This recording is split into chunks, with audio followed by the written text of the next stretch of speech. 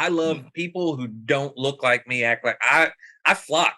Like if I'm in a Yeah. room full of a bunch of older white people, I guess I'm technically older now. I'm going to usually flock to the I younger mean, group. your beard is evidence. I just want to let you know. But I'm usually going to flock to the younger group. I'm going to flock to the people who have a different culture and background than me because I am in a space, and I talk about this all the time on here. If you ever talk to me, the power of perspective, about gaining perspective, things I don't know, learning from people not like me. Because if you get in a place where everybody is just like you ain't learning anymore. Oh yeah, you pigeonhole yourself. You're stuck. So I think that's the first thing about the prodigal son is there was people because of that Samaritan. They were, I don't No, want you anything to said do with prodigal that. son. You meant Good Oh, Samaritan. Your parable. age Yeah, is Good showing Samaritan. ages. Excuse me. You rescued me first. Now I rescued you. You're welcome. There you go. We're in this together. Uh, the Good Good Samaritan. So Samaritan. as walking down the road, like the Samaritan was just the worst of the worst for the Jewish people because of just the way they lived their life, all the things. So they were just completely opposed to them. And it was all these Jewish people that walked by this man, hurt, beat up by these robbers, and just left to die. And they just walked. And this one man stopped and helped them. And that's what Jesus was saying is this is bigger than you. This is bigger than your culture. What he's telling the children of Israel, the Jewish people, is like, I was making you to help those people, but you can't even help yourself. So you're so stuck in your mindset. So in that place, Right. the Good Samaritan is that. But I think even now we can compare this to what you were talking about when we're in our phones, there's people who are not like willfully ignoring that person. They are just so wrapped into whatever they're doing that they can't even see the hurt and broken people around them to give them valuable, which is what they're saying is I'm more valuable than you, my time, my attention, all the thing, this phone, this idol, this God, this thing that takes up all my time and attention. What's good because my kids call me through this. This is my notes for today, my calendar. All these are good. And he's like, I don't care about any of that because that person in this moment, I put you on this path to speak life into that person, to maybe be that extended hand, to have a testimony to let that person know that they are seen and heard, and you missed it because of the phone in your hand. And it even happens in our Yeah. own homes. Yeah, definitely. Like I was on, I travel a lot with work and with ministry, You get and I around. tend to like put my things in my ear and just zone out, right? And I'm learning that I can't just put my stuff in my ear and zone out.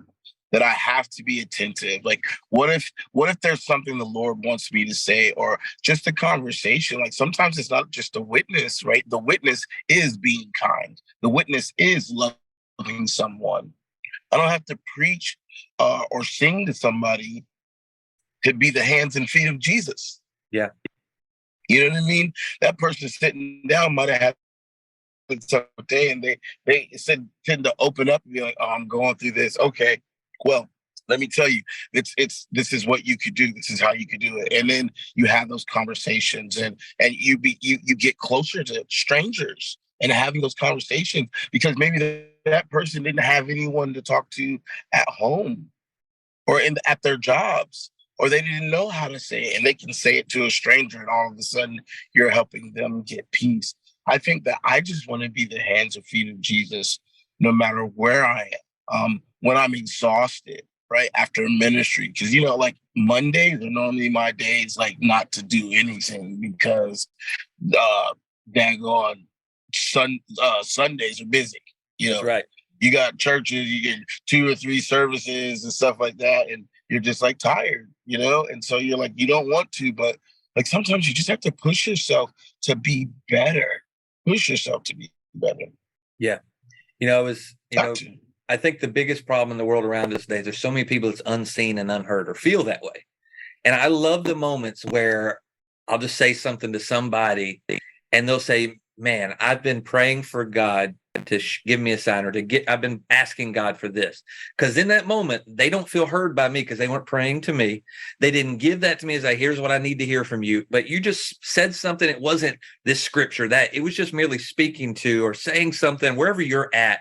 And when they say that, they feel heard and seen, not by me, but by God. Like you're talking about being the hands and feet. That's the whole purpose of everything we do, is to position somebody to realize that they're not in this by themselves, that they got this God who loves them, created them, is on their side and willing to listen. And he really wants to put people in their place. If we aren't doing that thing, if we're so distracted and all that, we're missing moments of connection between them and him, not us and them. And that happens. I mean, there's moments with people like that I am now connected with because of that. But the power is not in me and them, it's them and him.